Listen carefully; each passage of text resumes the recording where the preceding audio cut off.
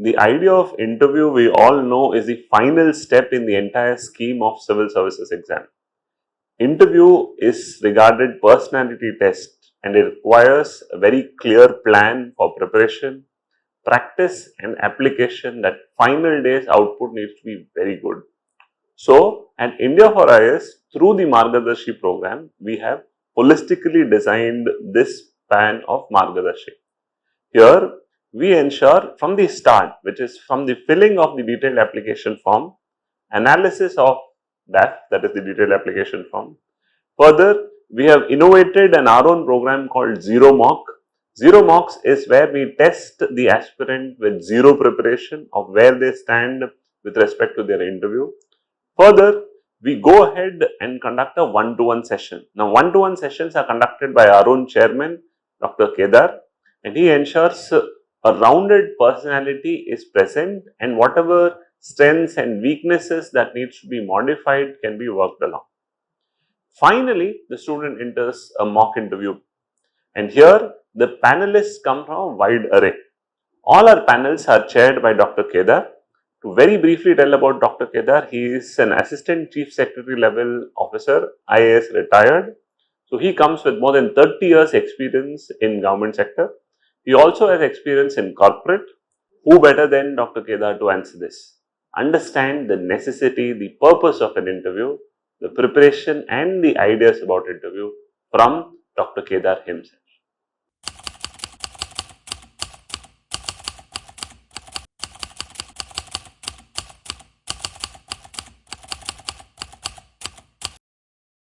See, I have done mock interviews for more than 3 decades.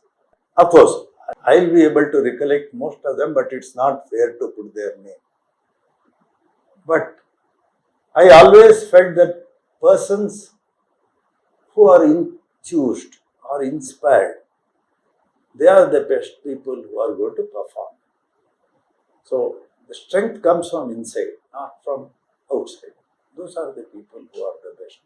And people who are being able to come out with the best thing is when people come out with an idea which not expected out of them. The panel doesn't expect an answer, such an answer, and they have come out with such a thing. That's very good. Like an out of box thinking, and they come out with solution. They have done it.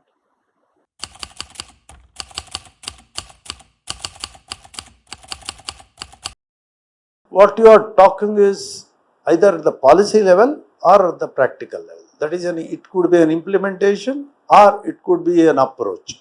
Both they are able to. If they can give, it's not about, there is nothing called idealistic.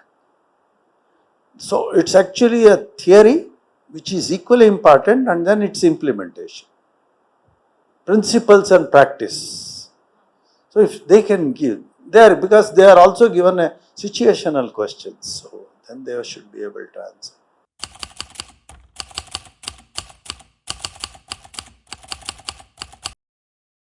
There are two ways, if you look at it. There are two types of questions people are asked. One is factual. To be precise, is actually three. One is factual, second is situational, third is opinion. Now, in question of fact, if you are asked something, right, you don't know about that. They will ask you about Kutumbam scheme in Kerala. Have you heard of it? If you don't know and you are going to talk, you are bluffing. I don't think people would like. Sometime I was told by the former chairman of UPSC that he is from Haryana. He knows Haryana. So, a student, an aspirant in the interview, he said that what his hobby is to go and stay in the villages. And he asked one or two questions about how the village, when he makes a night halt, and he could make out that he is bluffing. Then they are out. So you can't bluff. So the bluffing is when factually you don't know, because people are scared that they don't want to tell that they don't know. I think in UPSC they will be more than happy if they don't know. I myself didn't answer 30% of the questions. They are not bothered about what you don't know. But when you say you don't know, how confidently you can carry forward. It's like you have made a confession, I don't know, carry on. That's all. So you should not lose your morale. That's the first thing. Second, if you know, then you should know. If you want to make a guess also, you should ask, tell them. I am very not confident, can I make a guess? So you can't tell a lie. So bluffing is when you tell a lie about a fact or about in your hobbies. You have written something and you want to carry it. I don't think they will. Second thing is, in your opinion, I don't think there's any question of bluff. There's an opinion. Opinion means there are more than one or two, three opinions in the market or in the society. What do you stand? So there's no question of bluffing. You are showing your opinion. In that we can come to know how you are. I don't want to discuss further on this, but we can come to know. The last one is situational. They put you into a situation. So you are a collector, there's a floods. Or you are a SP, there's a land order. What do you? So those are the questions, situational. So question of bluffing doesn't arise. Only bluffing can arise when you don't know the facts and you want to make it up.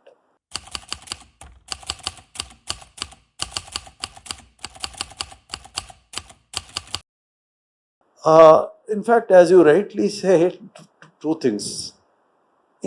One of the things about factual they can ask you is based on what they expect you to know. The questions are of two kinds. One where they expect you to know, another where you are not expected to know. Where you are not expected to know and still you answer, panel will be happy. But when you are expected to know and either you don't know or you are bluffing, I don't think you will carry the board with you. Suppose you have written something on yoga. When anybody asks me how to fill a DAF, anyhow, the date is already over, you must take it with seriousness. You must, if you don't take yourself seriously, why should panel take you seriously here? Then anybody else, once you join the service, who will take you seriously? First, I must be serious about myself.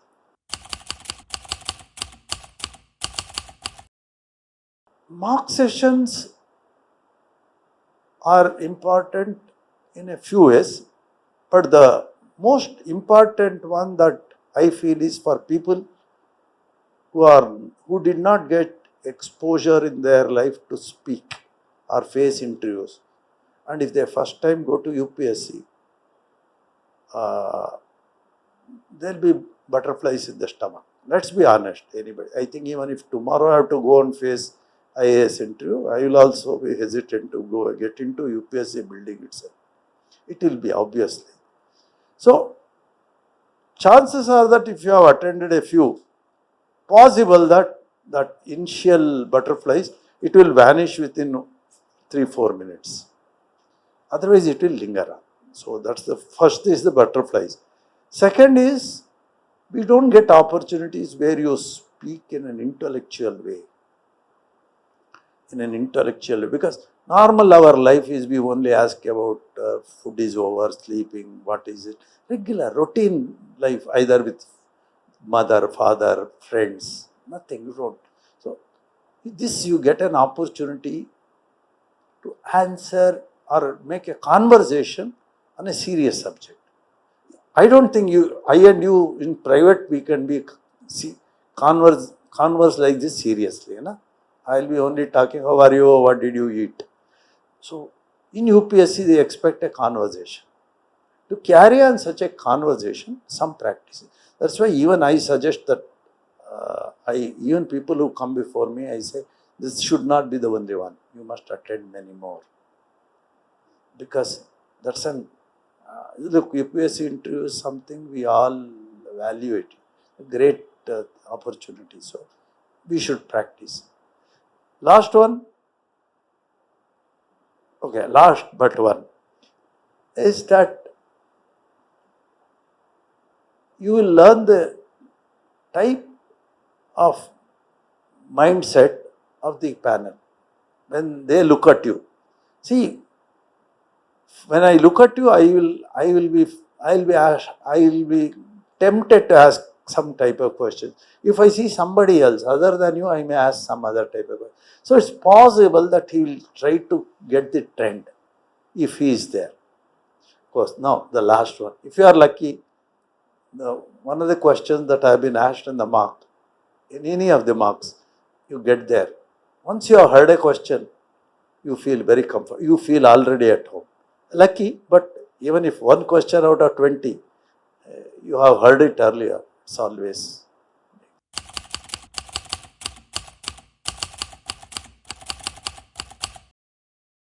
See, DAF 2 is something that you are telling about yourself to the panel. So these days, DAF 2 is made available to the panel. They come to know what type of person. One is, I am not going into individual, but you go through it, you can. I don't want to name a candidate. Recently, I did a mark for one girl. Reading DAF itself was revealing to me. She has done IIT Mumbai, then she had gone to Caltech, California, Technological Institute, Caltech, and then she has done MS there, and then she has done worked there, and suddenly she comes back. So it's obvious that the questions that will come up. So the moment I saw the DAF, I was myself shocked. So panel will also be curious to know why did she come back, how is she, what is, and she had taken mathematics. So DAF as a thing overall decided, she is a challenger. She is willing to throw out the comfort of something and enter into something that she had seen as a child. So she is impressionistic and a person who is passionate, who values passion more than possession. So she left the possession, right, working in Caltech. What a great thing. Come here, because she was moved by passion. So that's the overall. Second, we also expect as a panel that sometimes it so happens that the interview is also like a sinusoidal wave. One question you answer very well, your spirit goes up, then some other question you are not able to answer, you will feel low. That we can make it up. Then we ask a question from DAF to, can we say, energize you, enhance that your motivation comes back. Because spirit is down, we want it to go up. So we feel that you are more at home on DAF. And if I ask you and you let yourself down, that is the question where you are expected to know and you answer. So you will answer very well because it's your own DAF. So that's why I am saying, if they ask you a question on DAF, two things. One, we expect you to know. Second, we want to elevate your spirit. But if you yourself let down, what can panel do? So that's why DAF filling is very critical.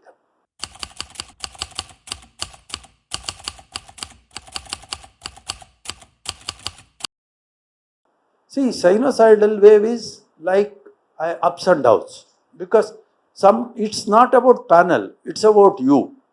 It's not at all about panel. Panel has asked you a question, then you didn't answer.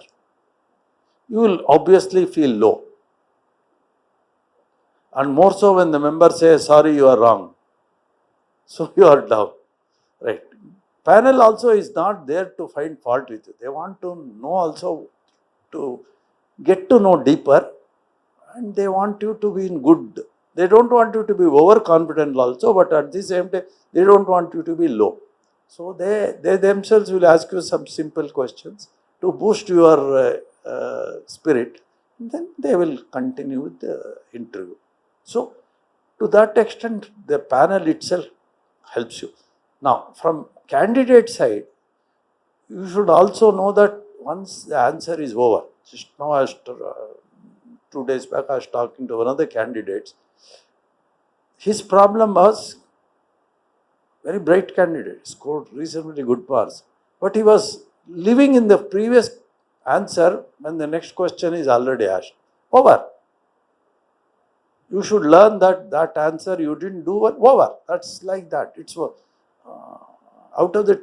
See, you go to a marriage hall, they feed you banana, plantain leaf, so many items. You put one item in the mouth. Doesn't. You leave it, taste the next one.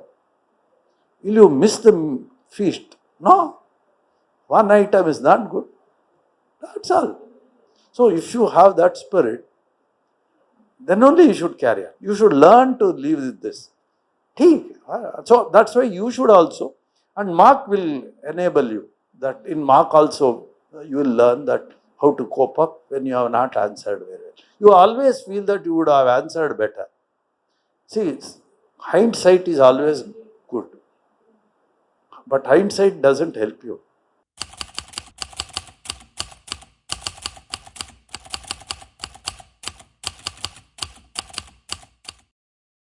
There are no red flags that you can think of as a general. That's why I do one-to-one. Those red flags are individualistic. You have to talk. For me, the red flag for the girl that I explained to you is about her convincing that she left all that and come here. How does she articulate? I don't want, if at all you want a red flag, I would expect that if somebody gives you an answer, you mug it up and go. That's a red flag. In fact, I know some of the members have told me that they have also told our aspirants also that this answer is taught to you by an institute. No, you should be virginal. Red flag is if you have by-hearted any answer and gone in. Even just your fact that why do you want to join civil services? Simple question, expected. Even then, you should be, your personality should be there within you. See, at officer level, one is, at lower level, we expect routine work. But when you get through and join civil services, IAS or IPS or any service, we expect that you think virginal. You have something personal embedded in whatever the work you do. The personal flavor should be there. So my request, red flag is somebody has taught, even if Kedar has given you an answer, mug it up and go no. No. You should virginal, put your personal flavor. It's like a chef. Every chef does one item, but every hotel will have a dosa, but MTR dosa is still MTR dosa. So there is something, that small personal touch is there. That should. There's nothing. I don't have anything called red flag with the country. I've seen people quarreling with the board, happy with the board, arguing with the board. So long as you are not emotional. The thing is, if your answers are emotional, you should have an emotion, but that emotion is to a cause. It's not something personal. Okay, I'll talk about myself. I'm a total teetotaler, right? If they ask me about how liquor is great source of revenue for the state, today with the GST, the only source of revenue in which government has control is land registration, vehicle transportation. Excise is one of the big ones. So I personally don't like liquor. I don't want anybody to drink. That's my personal view. They ask me if I become emotional. No, whatever I have my feeling. No, that's not done. We cannot be emotional. We have to be rational. We can't be object. We have to be objective. We can't be subjective. So those are the things that we should know. See how mature you are when you join the service. We can't have an immature fellow. We can improve, but the basic material should be mature. So you have a rough diamond can be converted to diamond, but you can't take a charcoal and say I will do something and convert. No.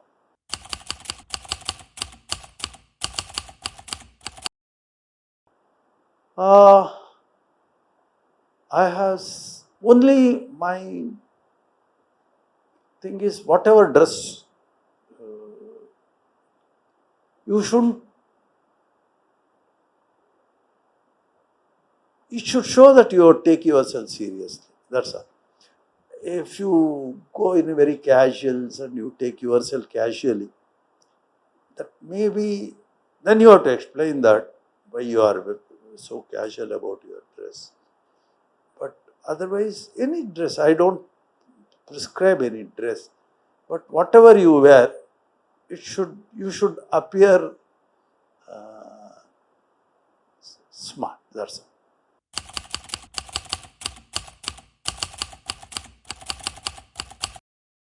Honestly speaking, I feel that preparation for personality test should start even before you start preparing for your prelims, because this is something it has to become part of your life.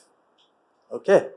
Now, one of the great things that you may have to learn only for the interview. Otherwise, content, knowledge, general study, they can ask you under anything under this, and no problem. You can always prepare. The problem is your ability to be. You remember in the mains, they say 200 words, 100 words, 500 words. You have to answer. They give a limit. In interview, you should be able to learn to limit yourself, but not miss any relevant or important points. This is like a preser rating in English. You should know how to express your thought process maybe in a maximum 1 minute or 1.5 minutes on a subject which you may speak for about 2 hours. Indo-China, somebody can. Indo-Bangladesh, you can speak, right? You can speak about our space achievements for 20 minutes. But how concisely you can put it in a nutshell, what we call in nutshell. So, it is about maximum 100 seconds. So, example, you conduct a meeting, if you are selected to any of the civil services. Conduct a meeting, 2.5 hours meeting. At the end, you are chairing, and in 2 minutes, you have to sum up. Okay, this is the brief of the meeting. That is something very critical for an officer. See, everything in interview is to make out what you do after you get out of the UPS, not what you do in the interview.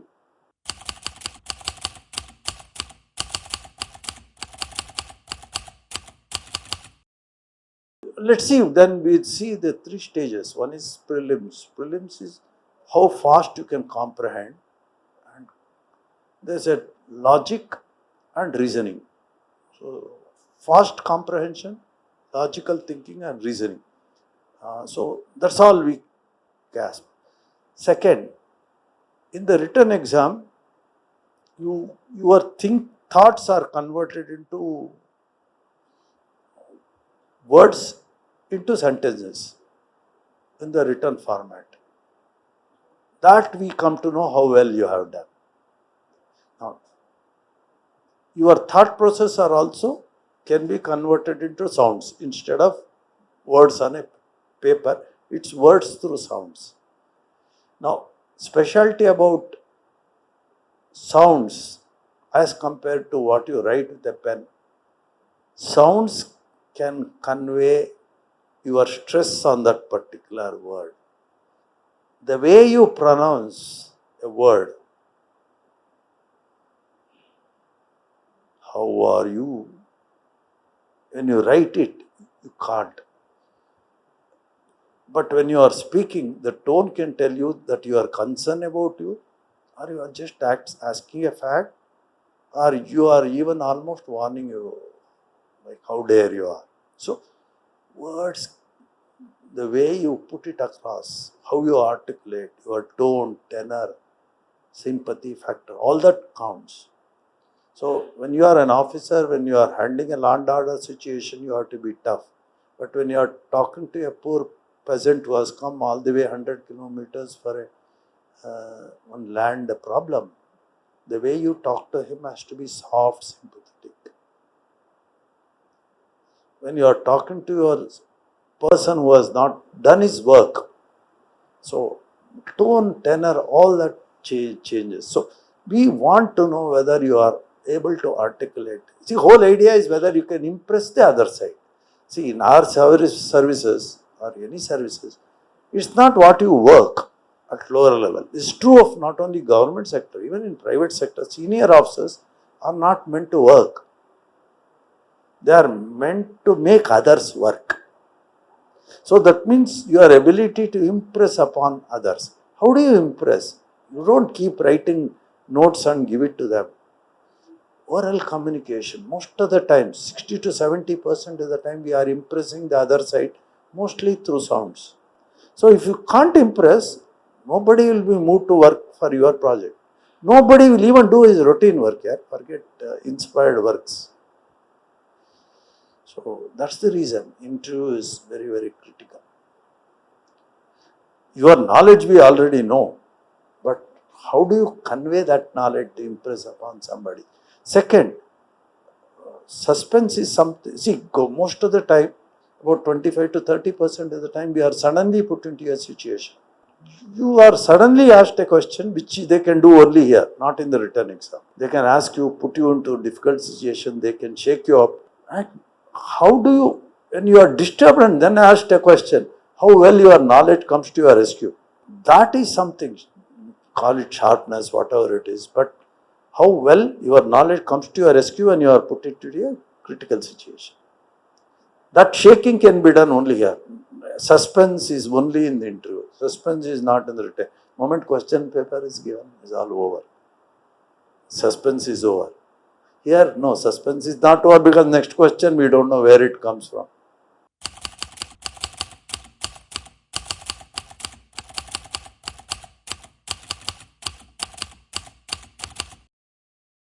I think after he has got through, then you will come to know.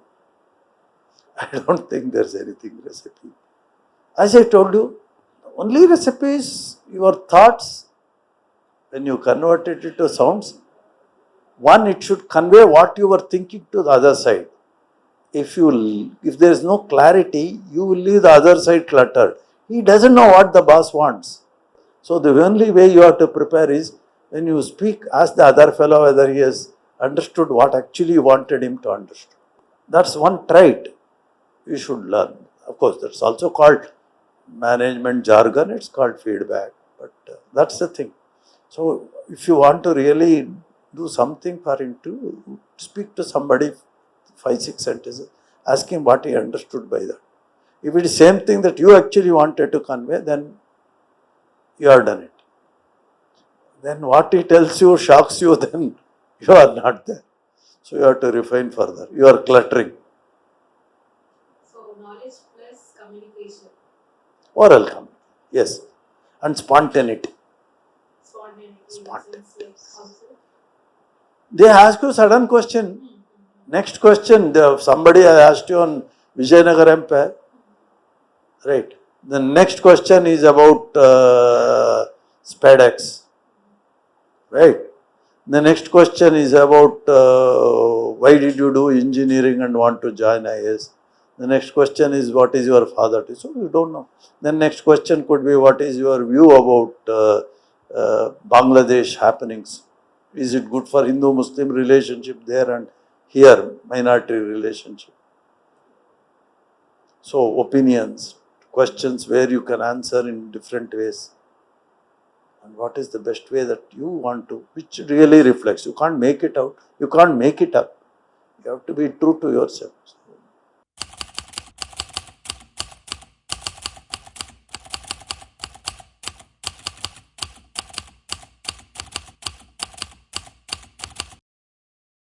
Let's be sure. Since I have seen people who haven't answered all the, one is they don't expect you to answer everything under sun, because they ask you anything under the sun, not necessarily confined to whatever you are. Even if you are expected to know and you don't answer also, it doesn't carry. I think they are more interested to look at how do you conduct yourself, how do you carry yourself with all your weaknesses, with whatever strength you have. They may not have even tested your strength, but still you know that you are the best. So that is something that you have to carry with you. So to an extent, what is expected out of a minimum expectation out of the background that you have is something that we and that much everybody will have. The problems will how they convey.